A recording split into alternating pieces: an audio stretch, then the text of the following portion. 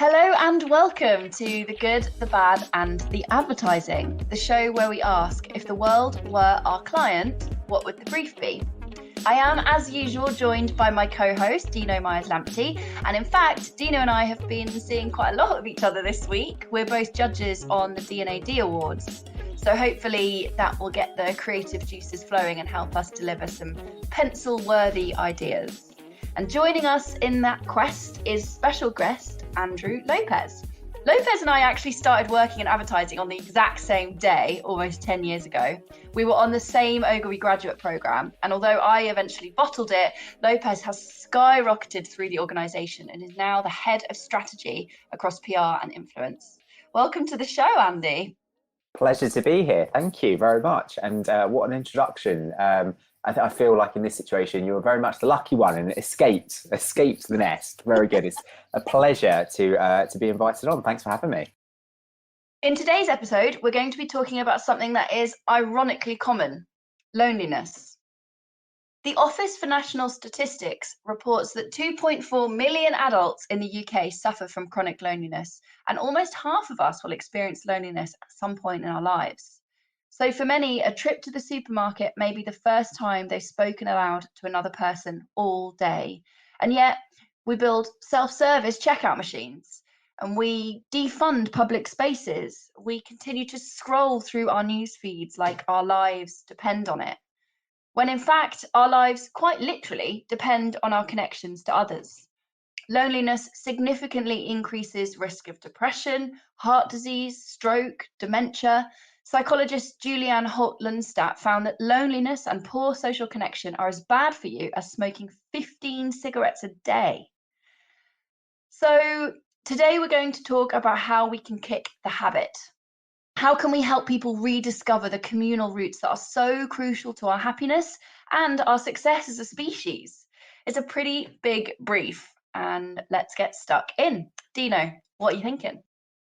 I think that actually the subject of loneliness is not very well researched, I think. Well, it's probably one of those subjects that's over-researched, but actually when I was digging around for information and looking for, what makes loneliness and what helps loneliness, there seemed to be limited amount of like solutions as such out there. It was all a little bit vague. And I think that the couple of things that I picked out firstly were, one, it seems that there is definitely an age thing that happens with loneliness. It tends to peak at, in the younger ages, so 16 to 24-year-old adults, which I think is helpful for giving some kind of focus to the brief. I think that it might be a little bit more skewing towards males rather than females as well, in terms of on the balance of things. Not to say that, one gender doesn't get lonely, but I think in terms of if we were looking at the let's say that probably the crisis point in the loneliness equation is probably those demographics. Interesting. Yeah, I saw a Radio 4 survey that found 16 to 24-year-olds experience loneliness more often and more intensely than any other age group. So yeah, I mean, my research sort of aligns with what you were saying. The focus on how it particularly affects men is interesting. Have you come across any ideas or theories as to why that might be? I think that one thing that's probably quite clear is that when you keep yourself busy, you don't have time to think about how lonely you are effectively. So almost like busyness and activity seem to be some kind of aid in getting through, when you've almost like realized that, I guess, that you're lonely. And it actually reminds me of something that Tim Ferriss talked about when he was traveling around to lots of different countries, and the way in which he'll get involved in and feel part of a culture or society was getting involved in sports clubs. And I think that's quite interesting because he was learning new skills, like whatever, it's karate, judo, whatever, mainly for the purpose of having a social network, a social group. But I think that word social network is probably the key thing in this whole discussion, because right now, actually, there's also this kind of weird kind of metric that actually it seems that most people that are lonely actually have more social engagements online, but actually they're almost kind of like shallower in a sense. They have more contact with effectively strangers, people they don't meet in real life online. So it seems like almost to fill this kind of like, whether it is to fill the loneliness void, or whether actually that is a condition of loneliness in a sense, in terms of it is creating loneliness by having this kind of big network socially online that you never actually really get to see and meet in person. And I think that actually that's the kind of like the thing to throw in here in this discussion, which is the impact of social media and seeing other people's great lives and how that maybe makes you feel about connected and happy you really are, and which probably has a bit of an impact on your feeling of loneliness. Lopez, have you had any thoughts how you'd like to approach this brief? Yeah, really fascinating to hear some of the points that Dino was covering there, and certainly some things that were resonating in a little bit of the reading that I was doing, and certainly some sort of preconceptions I suppose I had, which were, I suppose, broken by doing some reading around this. I think there's an area related to what Dino was speaking around. The social media side of it, I think, is fascinating. You know, we've all sort of read a lot of commentary on that, and I think there's also something related to that around a difference in expectations around kind of your lived experience, perhaps, versus what you are seeing online, or, you know, the narratives that you're reading in the media, etc. And I think there is an overriding expectation that society, in particular for young men, which I think is really interesting, which Dino kind of touched on earlier there, society expects you as a young man to kind of be self-reliant and be autonomous to some extent. One of the problems is there is that difference in expectation of kind of what is painted for you by society in relation to that self-reliance and autonomous as a young man, and what you're actually feeling, and feeling those, you know, those symptoms of loneliness that you spoke about at the top of the show, Amy. And I think that also leads on to another area which I think is particularly interesting for this brief, is that one of the reasons why this is so difficult to wrestle is because loneliness is a feeling, right? And so by definition, a feeling is going to manifest itself in different ways for different people, which makes it very difficult to get a handle on. And I think that's one of the reasons why it's such a deep-rooted issue. And I think that will be a really interesting area for the brief to explore, is that how do you manifest something? How do you tangibly bring to life something that is invisible and actually shows up in a different way for different people? It's also incredibly hard to pin down because it can be quite counterintuitive, right? I mean, I've had many a night perfectly alone, face mask on, turkey dinosaurs in the oven, having a lovely time. And then there's been times where you're in a crowded room and you feel the most alone you've ever been. In preparation for this podcast, I was talking to a few friends about loneliness over the weekend, and one of my friends actually, she remembered when she came to visit me in London, and I just moved here and I was fresh out of uni. I started on that grad scheme that we were on together, and clearly you were being a very good friend, because I said to her, I feel so lonely. I don't know anyone in this city, and I'm constantly around people, but I don't know anyone. And she remembered, I'd completely forgotten this, but she remembered feeling like so sad and really feeling affected by that. And it did make me think, young people coming into the city, getting their first job, trying to establish who they are, what they stand for, what they want to be. There's so much pressure, and that misalignment of expectation is never, in my experience, that was when it was most acute. The easy fix is kind of saying, as Dino was saying earlier, which is then to almost then get on the temptation, the sticking plaster, which doesn't go to the deep-rooted cause of the issue, is to get on the treadmill of keeping yourself busy and surrounding yourself with things, with people, with activities, and constantly moving from one thing to the next in a bid to keep yourself active and your mind off things. But that isn't necessarily a cause for the issue. It's a sticking plaster, really. Well, Amy, you're one of the few people that have actually been brave enough to admit that you're lonely. I think that's the rare thing as well. Not a lot of people actually come forward and say you're lonely. I mean, that experience that your friend had, I can't say that I've had that experience from any single one of my friends actually admitting to me that they were lonely. But I think that that's also part of potentially the brief and part of the problem, in a sense, because you probably have friends that are out there that are feeling lonely, but you just don't know about it. And actually you could probably do something about it. You'd probably pick up the phone, or do a Zoom, or just arrange to go and see them or something. But without knowing, in the absence of knowing, you just carry on with your life, really, don't you? You assume everyone is busy. You assume everyone has got things to do and they're just active. And I think the pandemic is an interesting kind of period of time in addressing this as well, because there hasn't been this kind of like ridiculously high spike suddenly in loneliness. And I wonder whether that's just because of this FOMO thing of like, actually, when people are out and about, we're not in lockdown, you actually have the potential of feeling more lonely because of your expectations of you should be out there meeting people and all the rest of it. And actually, rather you're at home on your own, you're the unpopular one. That's a really important reason why social media can be so damaging, right? Is that sense of FOMO, that sense of missing out. And I was looking around for some sort of statistics or research to back up that gut instinct that social media is bad for loneliness. I found a study by Stanford University. It was in 2018, so it was quite recent, a couple of years ago.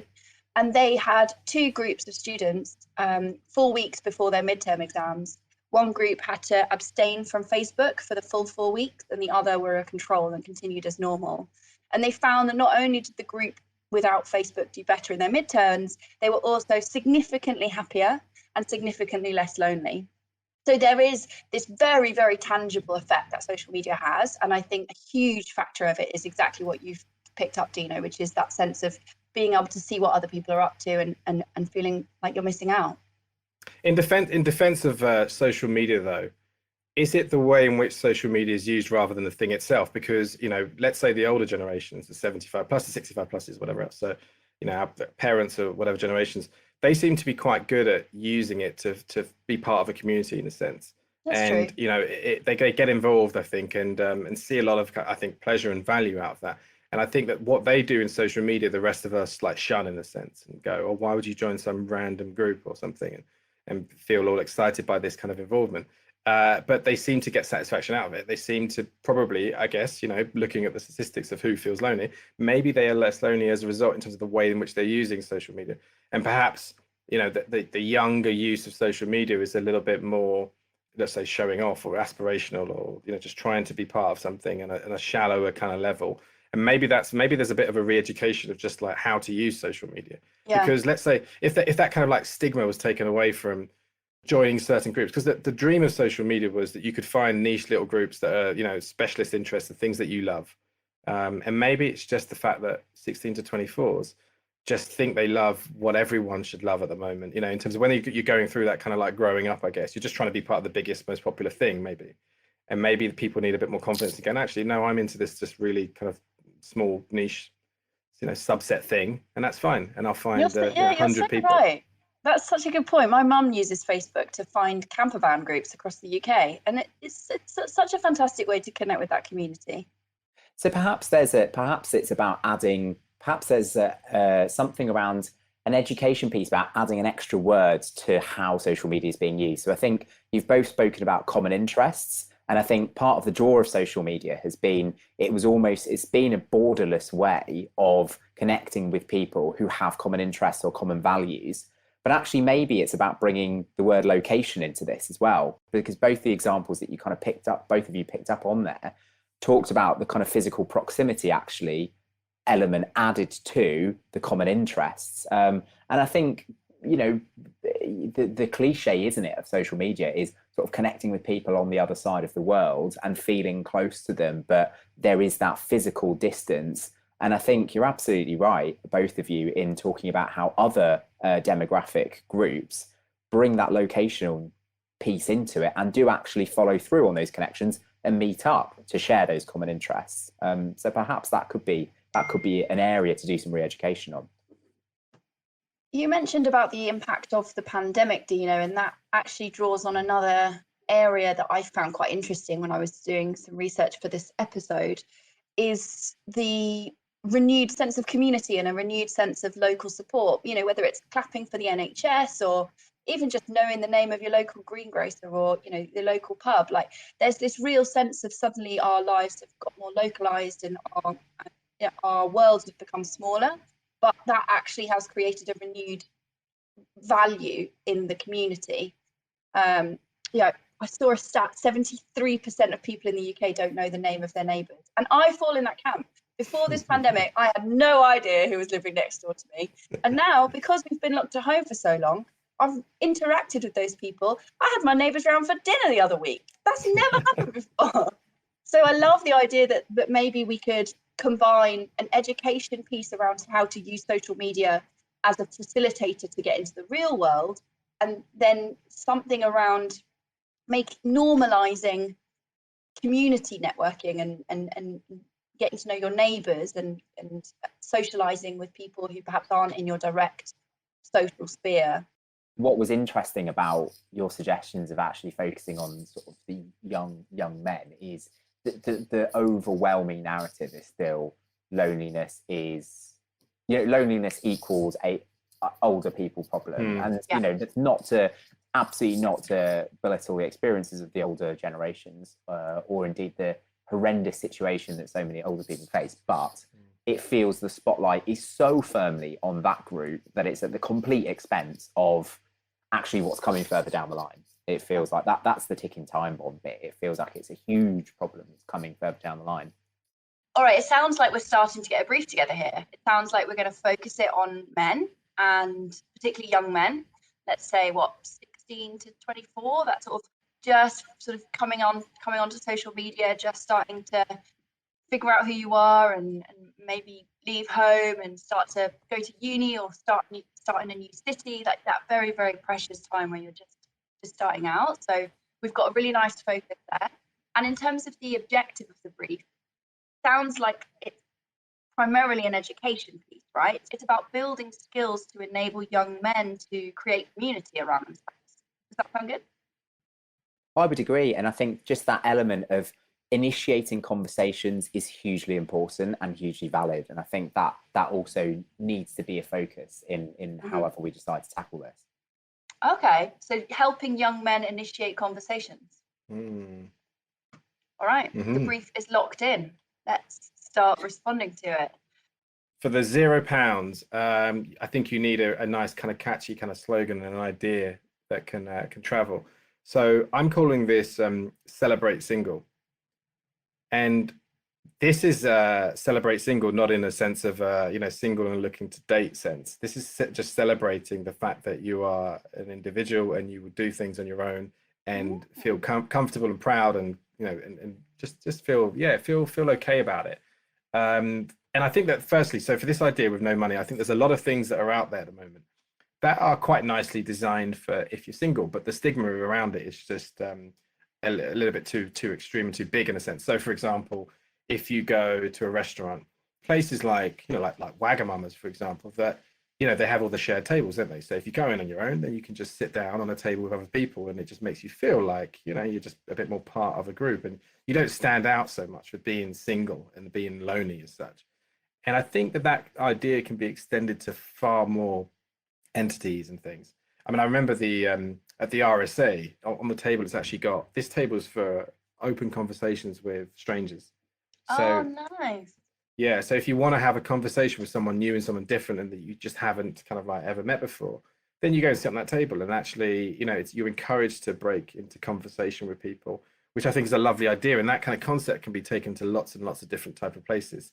So this kind of Celebrate Single idea is about making a campaign where, I guess, businesses and things and entities make a bit more of a campaign around, we have facilities and things for people that are just single on their own, individuals that just turn it up. So it becomes more of an accepted and normalized thing. And that can even extend to things like, for example, you could have like club nights and bars that have like, this bar tonight or whatever is for people that just turn up on their own. I love that. It reminds me, actually, I have a friend who is a pop star. Her name's Rina Sawayama, and she is so fabulous. And she runs, she has live shows, and her audience is generally skews pretty young. So she's got this initiative at her gigs where if you're coming on your own, you just specify that on your ticket and you get a special wristband. And it's a wristband that basically symbolizes, I'm on my own and I'm here to meet people, and I want to, meet other people that are on their own. It's such a lovely scheme, especially for younger kids that, really want to come and support Rena, but maybe don't have anyone to bring along, and then they get to meet people there. That's lovely. I love that. Absolutely love that. So when I was thinking, I think I've gone down a similar route to you, Dino, actually, in that I was thinking about how we can piggyback on existing success. And I came across two incredible charities that are working in this space already. The first is called the Cares Family. There's a North London Cares, a South London Cares. There's a couple across the UK. They have these local hubs. And it's essentially an initiative that brings together old locals and young professionals in urban areas. So it's founded in 2011 when a guy called Alex basically met his octogenarian neighbour for the first time and realised that his neighbour hadn't been out of the house in 3 months. So the next day he came back and he helped his neighbour go get his hair cut. And he started a charity around this, which is basically social clubs where young people and old people get together. They go to the pub, they do games nights, they do book clubs, and they also do matchmaking schemes for young and old neighbours. It's wicked. It's absolutely awesome. I am going to sign up and volunteer. I've said it now officially on the podcast. I have to do it. So I was thinking, for our zero budget, let's just shout about that, because that's already such a fantastic initiative. So I was thinking we could use the social media channels of all of the existing volunteers. We'd get earned reach across social media, and it would be a post that goes out an hour before the meetup in your local area that says, stop scrolling through your stories, take a pause here. There's a meetup in an hour at the pub down your street. I'll be there. And so you just create a whole bunch of assets like that these volunteers can use on their channels before they go. And then they can post during and show, how accessible and easy it is. I think volunteering sounds like effort, and so many people would love to do it but don't. So just making it immediate and local would be really effective. Another thing I was thinking on sort of promoting these meetups, you could make fake Tinder profiles or fake Hinge profiles, but rather than a dating profile, it's essentially a profile that says, don't swipe right, go put on your trainers, get a jacket and go down to the pub. We're meeting in an hour. And you can geolocate on the Hinge profile, and you can have like times of day when you're active and when you're live. You could really get quite targeted in quite a creative way using these platforms where people are having those shallow social interactions and feeling lonely but not knowing how to break out of it. Let's just jump into that stream of thought and interrupt them and offer something different. I really like the localism element. The easiest way of feeling involved in your community and feeling like there are people around you is by rooting it in the local area and to make those barriers as low as possible for people to get involved. Can you top it? Right. Well, thanks for setting me up for failure there, Amy. Great. So I'm going to sort of slightly cheat with mine and sort of, tell me, make noises booing me or whatever you like as I explain it. But I think one of the solutions already kind of exists. And I think it's something that's just not been publicised and perhaps not been handled particularly well. So in 2018, the UK actually appointed a Minister for Loneliness. And, we're sort of here 3 years later. Currently, the minister in post is Baroness Barron. I don't know a huge amount about her. I've obviously never met her. I'm sure she's a lovely lady. But I think the answer lies in reframing what we could do, or what the government rather could do with that Minister for Loneliness post. So I think there's a brilliant example to us all, which again, I know you've sort of considered and spoken about in previous episodes, of what has been done with the Minister for Mental Health, which is Dr. Alex, who was of Love Island fame, but has now done an incredible job in reframing how the mental health conversation is reaching some of those younger age demographics. And, I think it's very easy to turn your nose up at reality TV stars getting involved with this kind of thing. And I'm not suggesting necessarily this post is held by a reality TV star, but I think there is something for the government putting their hands up, saying this is a pandemic, this is a ticking time bomb that we have amongst this age demographic, and picking a figure and reaching out to a figure that could drive meaningful conversation, would get press coverage, would get earned coverage, and then, as you spoke about, as you both spoken about in your ideas,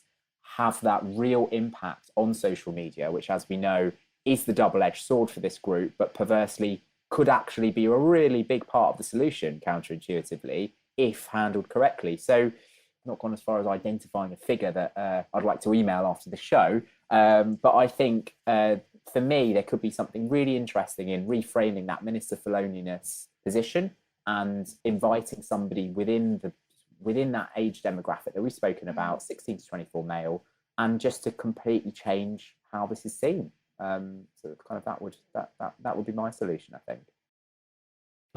Lovely solution. Yeah, I really like that. Super simple. I'd never heard of that Minister for Loneliness. Love that. Very good. Cool. All right. So shall we move straight on to our £1 million idea? What would Jeff Bezos do? Infinite money now. Let's think big. How are we going to solve this? I think that if you had, all the money in the world, technology has to play a part in it. And there's a number of different kind of tech solutions that I think have touched upon, potential solutions. And almost my idea would be stealing a little bit from some of them. I mean, I think that Foursquare was an interesting, technology of the past in a sense. This idea of locally checking into places, and I like the idea of how it made you feel, a sense of kind of like local kind of ownership, but also just that kind of sense of getting to know people locally in a weird way, because you'd always check in and see, oh, there's someone else that you may or may not know. It was quite nice. And actually, at its best, it was a kind of like a loyalty scheme ultimately, but it would get you to frequent places in a sense. And it didn't, unfortunately, it just wasn't really good enough, and it didn't last long enough, and it was just a bit of a game more than anything else. But I think that there's something in that kind of like, localization of certain tech that can make you, bring people a bit closer together more easily. So I think I'll take elements of that. And then the other part, I think there's also a feature on, I think it's on Apple phones, which is, I think it's called Friends or something, which actually I think if you whatever, turn it on or something, you can look on, and be alerted if one of your friends are in your area or so. So if you turn up to a different country or something, you can actually just do this kind of quick search and be like, oh, there's someone I know that's, within proximity. I think they have to kind of like, opt in to be tracked in that way by their friends, by the people in their contact book. I've actually had that happen to me where I was in Covent Garden and I share my map with my partner. Like, you can share your location, which makes it very difficult to cheat on him, but otherwise it's quite handy. And he also has the location of one of our friends. We kind of just share our locations with each other as a group. And he messaged me saying, Will's like 2 doors down from you. Like, he must be shopping in Covent Garden too. You should drop him a note. And then we went for a drink. So it actually I've had that actually work. So I would definitely download that app. I think it's great. I think, again, it's, it's, you look through sort of social history and how we've developed as society to make bonds with each other. And the very basic thing at the heart of everything is people getting together over shared interests, right? And, that used to take the form of, intellectual coffee shops. Then it took the form of, now it's all sort of moved digitally, et cetera, et cetera. But I think you're kind of just going back to the heart of what brings people together, which is the shared interests over a topic. But then again, what I think is brilliant is you're bringing down the barriers. You're bringing down the barriers of distance, which are, as we know, as the research has shown, is the big issue here. And I think this is absolutely addressing that head on, which is why it's great. Okay, so for my £1 million idea, I have been inspired by the concept of the third place. I don't know if you guys have heard of this. The idea is that it's a living room for the community. People often refer to Starbucks as the third place. And so the modern home, especially in the pandemic, the modern home has actually become a place of isolation. So we go to gyms, cafes, beauty salons, bookstores, parks. These are the third place. These are the places where community happens. And the other thing that I want to sort of draw on is the very sad fact that since 2000, a quarter of Britain's pubs have closed. That means 4 out of 5 people in the UK have seen a pub close within 5 miles of their home. And thinking about this demographic, thinking about how we can make building community feel accessible to them, I think the pub is a very powerful tool. The pub is such a heart of the community. It's such a heart of British culture. It's one of the few places that I would go on my own and sit and read a book. And it has this real sense of togetherness. So I want to champion the pub as the third place. And I want to create a campaign that at its very heart is about making pubs an asset of community value. And it would also just establish them as a community benefit, right? It would reframe the pub rather than a thing, a boozer you go to get sloshed on Jaeger bombs. It's a place where you might go and buy a pint and sit and read a book and just be around people. So I want to use my infinite money to basically establish a not-for-profit that works around the UK nominating pubs for asset of community status. And then in return, get pubs engaged in this, get pubs to build areas within their establishments your idea earlier, Dino, of, having a table that says you sit at this table, then you're open to chat. Maybe you could have a little book corner and a book swap scheme. You'd have board games. You'd have space for local clubs like art clubs or communities. So I think it's about harnessing what we've already got in clubs, but protecting them and creating a bit more value and recognition for the role they play in community. Yeah, I love that. Again, it's also taking, I think one of the other really smart things about it is it's taking something that already has social connotations and reframing how it's seen. So I think what was great is that you're not necessarily trying to instill a new behavior that you're going to, it's going to have a load of barriers to come up against because it's a new learned behavior. The pub is already synonymous with socializing and a social space and somewhere where you'd meet people to connect with them. So I think that's a really smart use of taking a space and just re-looking at what the use of it is for. I think it's great. All right. Well, I'll see you guys in the pub then. But before we go, Lopez, what would you do if you had infinite money? My idea was sort of a slightly less good and less fleshed out version of what Amy had spoken about. I basically wondered what we could learn from retirement communities, because I think that actually there's a lot of progressive work being done for the older generations in how they spend time, how they connect with each other. There's a fascinating housing development that I came across called OWCH, which enables over 50s to retire amongst a community of like-minded Londoners. So it's in London at the moment, but it's, they're looking to have national reach. And essentially it's based on your interests and it's based on kind of your values, and then you're matched with people who also would like to live in a similar type of community. I feel that traditionally, sort of talking to my parents, for example, this problem didn't seem as exacerbated because they had things like youth clubs and community centres, and now they have an awful reputation.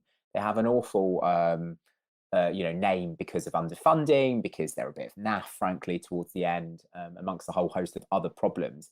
But there wasn't really an idea in it, but I wondered whether we could build from the ground up what would be modern generation community centres, youth centres, because I think, certainly in my local area, where I see the 16 to 24-year-olds hang out is the basketball court, for example, simply because it's a physical space where they can meet to connect.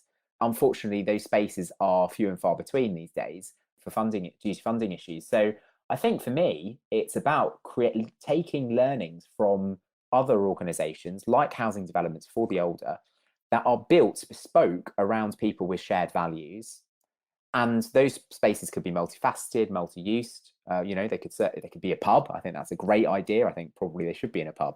And build spaces for people to come together with like-minded people. And I think the critical thing for me here was looking at how we could bring many of the online experiences into this physical world. So not necessarily asking these 16 to 24-year-old young men to, forego the things that they enjoy doing online. But you look at the popularity of things like esport viewing. There's no reason why we can't take things like the activities that a lot of these young men are doing and bring them into a physical space in a way that allows them to connect physically with other people. And so you reframe how they're doing these activities, but in a physical space. So again, I think what was great about Amy's idea and what I was keen to keep in mind was not asking people to learn a new behavior, because I think that is incredibly difficult, especially with this demographic. So it was about creating spaces, learning from these sort of new avant-garde retirement communities, which are designed around bringing a lot of the digital things that this audience are into and how spend a lot of their time doing, and bringing them into some sort of physical space where they can continue to do these things, but actually connect with other people.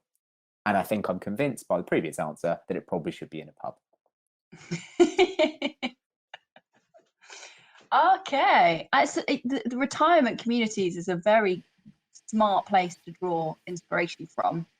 The whole sort of stigma around, you have to get a nuclear family and you live with them, or you should be living on your own. By the time you're sort of, 30, 35, it starts being almost weird to have roommates. Like there's this very strange sort of evolution of our lives where we outgrow those communities in our homes, and rethinking the stigma or rethinking the expectation around how people live and how people live together feels really important if we want to build a less lonely society. The strength is in community, and the strength is in togetherness, and the strength is not necessarily in sort of being seen as macho, self-reliant, I don't need anybody else, you know. And I think that's a really important conversation for us to be addressing. Changing the cultural norms around communal living. The other thing I love about your idea as well, it just sparked off a memory of mine, which was about traveling. And when I went traveling, I remember the advice I got from people who had been before was stay in hostels. And it wasn't just, just to stay in hostels because, they're cheap, because they really are. But it was for the social side of things. It was for the fact that, as an individual, there's, if you go traveling and you happen to be doing a certain stretch on your own, you want to stay in hostels rather than hotels. So even if you have, even if you go to some parts of the world where actually hotels are just as cheap, it's a social advantage to basically go into hostels, because you will definitely meet people. You definitely meet people who welcome you into their circle and be like, we're doing this tomorrow, fancy coming. And it's just easy, it's effortless, because there are so many people in that situation just hanging out on their own. So it just becomes really normal. And that idea of, reinventing communal living, I think you can learn a lot from the way hostels are, basically. A more kind of like slightly more, upmarket, I guess, version of a hostel would probably be not just acceptable to people, but it would probably be what people would choose over other forms of living. God, I have the exact same experience traveling around in hostels, and you sit down for 5 minutes with a beer and make some eye contact. It's a bit creepy, but you got to do it. And within 10 minutes, you're chatting away to a complete stranger from somewhere completely different in the world. There's so many people who don't have that experience, who've never done that kind of travel thing on your own. They've, even if they have traveled, they've traveled with people. So they've never really been in that situation where it's like it's been them on their own and had to, you have to find people to hang out with. Otherwise, the rest of your traveling is going to be really quite boring. But if you have that experience, then suddenly it breaks that kind of fear, doesn't it? And suddenly you get it. But it's about, how can we create that as normalize that kind of experience, and that kind of like not just an experience in terms of a one-off moment, but I like the idea of it becoming a bit more of a permanent way of kind of living for people who are, individual and on their own. I think for me, what has been quite apparent, having chatted with you guys about this topic for, 40 minutes or so now, is that building community is a skill. It's a muscle that you have to train. So I love that each of our different approaches and perspectives have thought of different ways that we can help build that muscle and strengthen that through education, through normalizing it, through changing cultural norms, through creating institutions and structures. But fundamentally, it's just about encouraging people to learn how to build community. So I hope some of these ideas have sparked ideas for our listeners as well. And if you're listening in and you think, oh my God, there's such an obvious solution that these guys haven't thought of, then please get in touch with us and join in, or put all our LinkedIn bios in the show notes so that you can connect with us and continue chatting and indeed make new friends and build your community. With that, I'm going to wrap up. Thank you so much for joining today, Lopez. I really appreciate you taking the time to join us. And wait to speak to you soon. Fantastic. Thanks for having me. See you in the pub soon, guys.